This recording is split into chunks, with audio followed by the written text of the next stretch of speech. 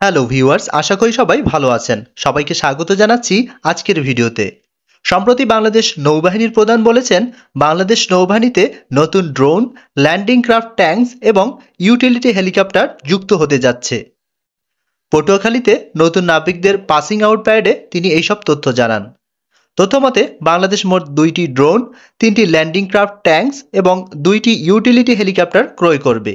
আজকের ভিডিওতে আমরা এ সম্পর্কে বিস্তারিত আলোচনা করব, সুতরাং ভিডিওতে আমাদের সাথে থাকুন। প্রথমে আসি বাংলাদেশ নৌবাহিনী কেন ড্রোন কিনছে এবং কোন দেশ থেকে ড্রোনগুলো কিনতে পারে। মিয়ানমার ও ভারতের সাথে সমুদ্র সীমা নিয়ে মামলার রায়ে বিজয় লাভের ফলে বাংলাদেশের এখন বঙ্গোপসাগরের একটা বিশাল অংশের উপর অধিকার প্রতিষ্ঠিত হয়েছে। এখন বাংলাদেশের সমুদ্রসীমার আয়তন প্রায় 1,18,813 বর্গ কিলোমিটার, বলতে গেলে প্রায় আরেকটি বাংলাদেশের আয়তনের সমান। আর এই বিশাল সমুদ্রসীমা এবং এর সম্পদ রক্ষা করার দায়িত্ব বাংলাদেশ নৌবাহিনীর কাঁধে। আর সেজন্য একটি ত্রিমাত্রিক শক্তিশালী নৌবাহিনী প্রয়োজন, যা কার্যকরভাবে এই বিশাল জলরাশির নিরাপত্তা নিশ্চিত করতে পারবে। আর এজন্যই এই মেরিটাইম ড্রোন কেনা হচ্ছে।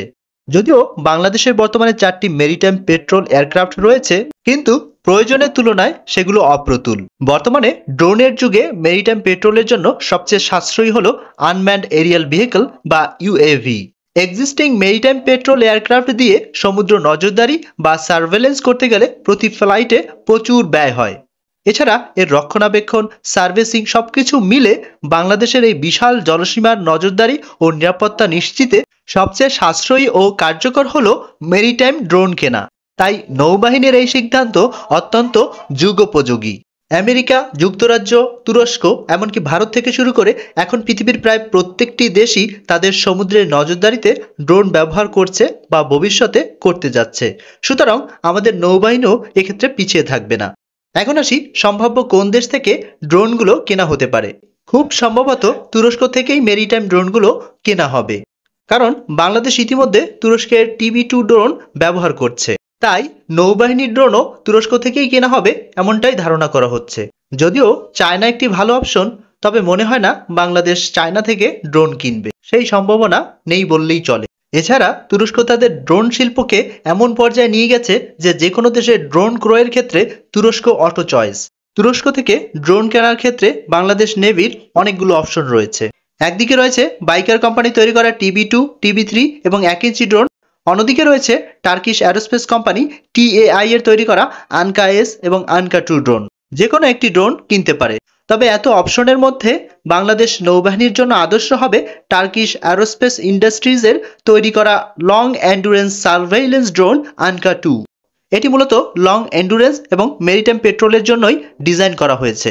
মেরিটাইম পেট্রোলের জন্য প্রয়োজন দীর্ঘ সময় আকাশে উঠতে পারে এমন ড্রোন। আনকা 2 প্রায় 60 ঘন্টা এক নাগারে আকাশে উঠতে পারে, যা তুরস্কের অন্যান্য ড্রোনের ফ্লাইট ডিউরেশনের দ্বিগুণেরও বেশি।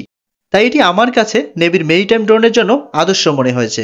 তবে ছোট আকারের ড্রোন কিনলে TB3 কেনা উত্তম। এবার আসি হেলিকপ্টারের কথায়। আধুনিকায়নের অংশ হিসেবে নেভির এভিয়েশন উইংকে শক্তিশালী করতে ইতালির বিখ্যাত লিওনার্দো কোম্পানি থেকে কেনা হচ্ছে 2টি অত্যাধুনিক utility helicopter AW109। Twin engine এবং অ্যাডভান্সড এভিওনিক্স ও সেন্সরযুক্ত এই হেলিকপ্টারটি বাংলাদেশ নৌবাহিনীর সক্ষমতাকে আরও বৃদ্ধি করবে। অন্যদিকে 3টি ল্যান্ডিং ক্রাফট ট্যাঙ্ক বাংলাদেশ নৌবাহিনীতে যুক্ত হলে সৈন্য পরিবহন, হালকা ও ভারী যানবাহন এবং সামরিক সরঞ্জাম পরিবহন ও নিরাপদে বিভিন্ন উপকূলীয় এলাকায় বা দ্বীপে পৌঁছানো সহজ হবে, যা বাংলাদেশের সামুদ্রিক নিরাপত্তা ও উপকূলীয় এলাকা এবং সেন্ট মার্টিন দ্বীপ রক্ষায় গুরুত্বপূর্ণ ভূমিকা পালন করতে পারবে।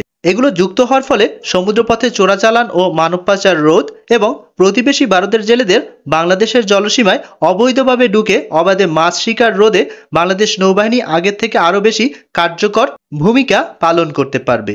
এছাড়া সমুদ্রে বাংলাদেশের প্রাকৃতিক গ্যাস ও তেল সম্পদ এবং বাণিজ্যিক জাহাজগুলোর নিরাপত্তা নিশ্চিতে গুরুত্বপূর্ণ ভূমিকা পালন করতে পারবে। এটাই ছিল বাংলাদেশ নৌবাহিনী সম্পর্কে সর্বশেষ আপডেট। আজ এ পর্যন্তই। দেখা হবে পরের ভিডিওতে। ভিডিওটি অবশ্যই লাইক করতে এবং চ্যানেলটি সাবস্ক্রাইব করতে ভুলবেন না। সবাই ভালো থাকুন, সুস্থ থাকুন। আসসালামু আলাইকুম।